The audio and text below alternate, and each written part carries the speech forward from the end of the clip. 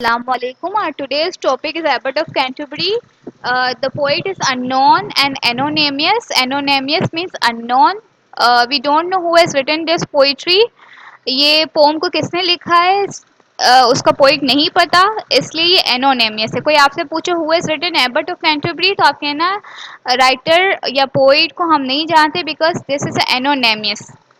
Okay, this poetry is a ballad. ये ballad है, इस पूरी पोइट्री को हम बैलेड कहेंगे। Why it is called ballad? Because this is a story, story of abbot of Canterbury and king John. जिस poetry में story होती है, जिस पोम में स्टोरी होती है, इसको हम बैलेड कहते हैं। ये आप याद रखना, आपसे पेपर में पूछा भी जा सकता है व्हाट इज बैलेड। तो आप ये मेंशन करना कि जिस पोइट्री में स्टोरी होती है उसको हम क्या कहते हैं, we call it ballad. Previously I have said that this is a ballad, so you will find story in this poetry. So we are going to start with this with the first stanza. An ancient story I will tell you anon. Anon is a old English words. आपने first poem में भी देखा था old English words थे, second में भी आपने देखा old English words थे।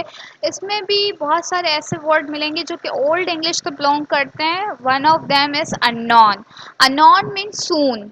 S-O-O-N, soon. Soon का मतलब है बहुत जल्द। In this poem the writer is saying, or the poet is saying, that he is going to describe a story soon of the notable prince that was called King John. One character name is King John, who was a prince, and he ruled England with man and with might. Man and might means power. वो कैसे England पे हुकूमत करता था? With power. वो अपने power को show करके इंग्लैंड में क्या करता था? हुकूमत करता था। For he did great wrong and maintain little right. आपको यहाँ से इस स्टैंजा से पता चल रहा है कि he was not a good king, he was a bad king. वो अच्छा किंग नहीं था। आगे जाके हम देखते हैं second stanza. I will tell you the story, a story of Mary. आपने फर्स्ट पोएट्री में भी मेरी देखा था, उसमें थोड़ी सी स्पेलिंग अलग थी, MERRY। आप लोग ने मुझसे मतलब भी पूछा था, मेरी means happy.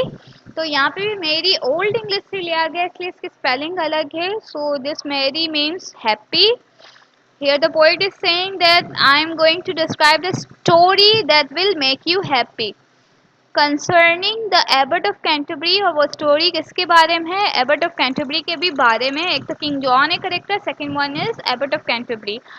How for his house keeping and high renowned. Renowned का मतलब है फेमस, इसकी हाउस कीपिंग, और ये बहुत ज़्यादा रिनाउंड और बहुत ज़्यादा फेमस है। They rode post for him to fair London town. और वो लंदन की गलियों में बहुत अच्छे से शहाना अंदाज में सफ़र करता है। अब दो character, remember this, one character name is Abbot of Canterbury and second character name is King John. King John is not a good prince, और एबर्ट ऑफ कैंटरबरी बहुत ज़्यादा रिनाउन है। देखो आपके जहन में क्वेश्चन आ रहा होगा कि रिनाउन तो किंग को होना चाहिए, फेमस तो किंग को होना चाहिए, और एबर्ट ऑफ कैंटरबरी फेमस है। अब एबर्ट ऑफ कैंटरबरी फेमस है तो अब किसको जेलसी महसूस होगी? किंग को उससे जेलसी महसूस होगी कि मैं किंग होके इतना फेमस नहीं हूँ, एबर्ट ऑफ कैंटरबरी किंग भी नहीं है तो भी इतना फेमस है। तो अब देखते हैं। An 100 men the king did hear say. King ने इसके बारे में सुना है, किसके बारे में सुना है? एबर्ट ऑफ कैंटरबरी के बारे में सुना है कि इसके घर में कितने लोग काम करते हैं? 100 men। किसी के घर में आपने 100 men काम करते हुए देखा है? आपने कितने भी रिच पर्सन को देखा होगा? कभी have you ever seen 100 men in that house? कभी भी नहीं देखा होगा। 100 सर्वेंट किसी के भी नहीं होते। एबर्ट ऑफ कैंटरबरी के घर में 100 सर्वेंट काम करते थे। The abbot kept in his house every day and the 50 gold chain without any doubt. और उसके हर सर्वेंट ने क्या पहनी हुई है? 50 गोल्ड चेन पहनी हुई है। In velvet coat waited the king about. और उसके सर्वेंट वेलवेट कोट में उसका हमेशा इंतज़ार करते हैं। ओके, इसकी एक क्वालिटी क्या है? 100 men work in his house, और 100 men ने क्या पहना हुआ है? 50 गोल्ड चेन एक एक बंदे ने पहनी हुई है, और वेलवेट कोट में उसका इंतज़ार करते हैं। Abbot of Canterbury is a very rich person, so king feels jealousy. How now, Abbot, Father Abbot, I hear it of थी आप हमेशा याद रखना, थी या दी, इसको दोनों प्रोनाउंसिएशन है। इसका मतलब है you. This is a old English word. मैं आपको ज़रा कर्सर बता देती हूँ। ये देखो जहाँ पे मैं माउस का कर्सर रख रही हूँ, थी, धी या थी इसको पढ़ते हैं। इसको ओल्ड इंग्लिश में ये पढ़ते हैं, मॉडर्न इंग्लिश में इट नोन एज यू। थू, थू का मतलब भी थू या धो, दो या थू दोनों का मतलब है you. You keepers a far better house than me. अब किंग यहाँ पे अपने आप को एबर्ट ऑफ कैंटरबरी से कंपेयर कर रहा है। He is comparing himself with the Abbot of Canterbury and he was saying that you are better than me, even your house is better than my house. For thy, thy का मतलब या धाई, Thai both are equal, इसका भी मतलब your है। थी, थो, थाई, या अब याद रखना यू योर से ही निकला है। Your housekeeping and high रिनाउ।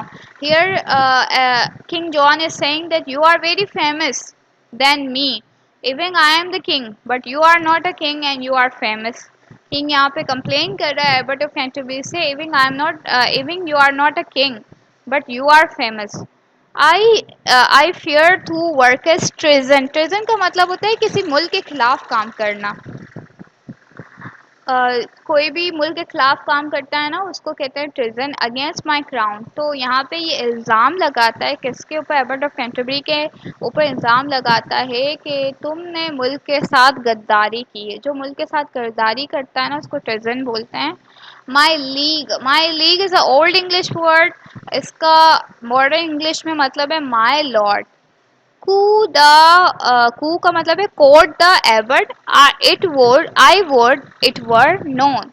I never spend nothing but what is my own. अब यहाँ पे एबर्ट ऑफ कैंटरबरी अपनी सफाई पेश करते हुए कह रहा है कि मेरे पास जो कुछ भी है वो अपना है मेरा, मैंने किसी से लिया नहीं है और मैंने अनफेयर तरीके से नहीं कमाया। ये सारे ऑनेस्टली मैंने अच्छे तरीके से कमाया, जायज़ तरीके से कमाया है। ये अपनी सफाई पेश कर रहा है। अब देखो क्या होता है, किंग जॉन क्या करता है इसके साथ। I trust your grace will do me no dare. Dare का मतलब है हार्म। वो कह रहा है कि मुझे यकीन है कि आप मुझे कोई नुकसान नहीं पहुंचाओगे क्योंकि मैंने जो भी कमाया है वो मेरा अपना है। For spending of my on true gotten gear. Gotten gear का मतलब है ऑनेस्टली ऑप्टेन मनी। वो मनी जो ऑनेस्ट तरीके से ऑप्टेन की गई हो ना उसको कहते हैं ट्रू गॉटन गेयर। सो ये कहता है कि मेरी मनी अनफेयर तरीके से तो मैंने नहीं कमाई है जो आप मुझसे गिला शिकवा कर रहे हो। मेरे मनी मेरी है, तो मेरी मनी मुझे खर्च करने से आप मुझे रोक नहीं सकते और मुझे नुकसान नहीं पहुंचा सकते। यहाँ पे एबर्ट ऑफ कैंटरबरी ये कह रहा है। आगे बढ़ते हैं। Yes yes father abbot, thy fault, thy fault, your fault is high. यहाँ पे किंग जॉन का डायलॉग आ रहा है, कह रहा है कि your crime is very high, now you will die. अब किंग जॉन इसको कहेगा you will die. Now for the same thou needest must die. देखो सेकंड लाइन में ये कह रहा है you must die for except thou canst answer. ये भी ओल्ड इंग्लिश है, देखो कांस्ट लिखा हुआ है, ये होगा canst. Canst answer me question 3। Here now king John is going to ask 3 question to abbot of Canterbury. Thy head, thy head shall be smitten. Smitten का मतलब है cut off from thy body. अब body की spelling में देखो, this is a old English word इसलिए ऐसा लिखा हुआ है। थाई का मतलब है your. Here the king John is saying that your crime is very high, you must die if you won't answer me question 3, so your head will be cut off from your body. अब देखते हैं इसके question क्या होंगे। Question ये कैसे पूछ रहा होगा, क्या डिफिकल्ट होंगे या इजी होंगे, हम देखते हैं। And the first quoth the king when I am in the street. Street का मतलब है प्लेस। पहले मुझे पूरा क्वेश्चन पढ़ने थे। This is a question, okay, then I will describe. With my crown of gold so fair on my head among all my liege men. Liege men का मतलब है इसके सर्वेंट। वैसे तो लीग का मतलब मैंने लॉर्ड बताया था, यहाँ पे लीग मैन दो वर्ड का कॉम्बिनेशन है इसलिए इसको सर्वेंट कहेंगे। सो नॉबल ऑफ माई बर्ड, अब यहाँ पे किंग जॉन फर्स्ट क्वेश्चन पूछ रहा है। This is the first question. मैं फिर से अपना कर्सर यहाँ पर रख रही हूँ। This is the first question. First question ये क्या कह रहा है? When I am sitting on my place. Place यहाँ पर मतलब है थ्रोन। थ्रोन का मतलब होता है तख्त। वो कह रहा है जब मैं अपने तख्त पर बैठा हुआ हूँ और मेरे सर पे क्या हो? ताज हो, और ताज भी कैसा हो? गोल्ड का हो। और मेरे सारे सर्वेंट जो कि बहुत ज़्यादा नोबल हैं, मतलब एक आम सर्वेंट नहीं जो कि फजूल से सर्वेंट होते हैं, सारे नोबल सर्वेंट हैं। अब वो कह रहे हैं सबको मिला के तुम मेरी कीमत क्या लगाओगे? एक तो ये कह रहा है मैं अपने तख्त पर बैठा हुआ हूँ, तख्त को मिला के, ताज को मिला के, सर्वेंट को मिला के, what will be my price. वो उसको कह रहा है एबर्ट ऑफ कैंटरबरी को तुम मेरी प्राइस क्या लगाओगे? क्या हम किसी इंसान की प्राइस लगा सकते हैं गर्ल्स? आप बताएं, हम किसी इंसान की प्राइस लगा सकते हैं? नहीं, हम किसी इंसान की प्राइस नहीं लगा सकते। इंसान की प्राइस होती ही नहीं है। अब इसने इतना स्टूपिड सा क्वेश्चन पूछा। अब एबर्ट ऑफ कैंटरबरी क्या करेगा? We people don't know. आगे बढ़ते हैं। Who must tell me one penny what I am worth. What I am worth का मतलब है what will be my price. ये मैंने एक्चुअली नेट से मैंने टेक्स्ट उठाया है। मेरे पास पोम की पोइट्री की बुक मिल नहीं रही है। ज़रा आप ये टेक्स्ट अपनी बुक में भी देख लेना। ये सेकंड डी ऐसे नहीं लिखा हुआ होगा आई थिंक आपकी बुक से कंफर्म कर लें। अगर ये इस तरह से लिखा हुआ है तो ये ओल्ड इंग्लिश का वर्ड हो सकता है, वरना ये सेकंडली शायद लिखा हुआ होगा आपकी बुक में। Secondly tell me without any doubt. Now he is going to ask second question. How soon I may ride the whole world about. अब ये कह रहा है मैं पूरी दुनिया का सफ़र करना चाहूँ तो मुझे कितना टाइम लगेगा? आप मुझे बताएं, आप पूरी दुनिया का सफ़र कर सकते हैं एक दिन में? नहीं कर सकते। एक दिन में तो आप कतई ही नहीं कर सकते ना। अभी ये फिर से सेकंडली भी, सेकंड क्वेश्चन भी इसका इतना स्टूपिड है कि अगर मैं पूरे दुनिया का सफ़र करना चाहूँ तो मुझे कितना टाइम लगेगा, मैं कितनी जल्दी पूरी दुनिया का सफ़र कर सकता हूँ। अब पूरी दुनिया का सफ़र आप क्या एस्टिमेट कर सकते हो? नहीं कर सकते हो। थर्ड क्वेश्चन की तरफ आते हैं। At the third question, thou must not shrink, tell me here truly what I do think. अब सेकेंडली वो इससे पूछ रहा है कि right now what I am thinking. किसी के दिमाग में क्या चल रहा है, क्या इंसान बता सकता है? आजकल आज तक कोई साइंटिस्ट भी नहीं बता सका, कोई साइकोलॉजिस्ट भी नहीं बता सका कि इंसान के माइंड में क्या चल रहा है। इवन माइंड को ही नहीं समझ पाया। आपको पता है आइंस्टाइन के माइंड को म्यूजियम में रखा गया, उसको इन्वेस्टिगेट किया गया, वाही वॉज सो इंटेलिजेंट, लेकिन अभी तक माइंड माइंड को तो वो जान ही नहीं पाया। इवन कि कहा जाता है इंसान, पूरी दुनिया के इंसान, आज तक जितने भी इंसान उस दुनिया में आए ना, सिर्फ 2% तक अपने माइंड को यूज़ किया है। 2%। अब समझ सकते हो 2%, 100% में 2% कितना कम है।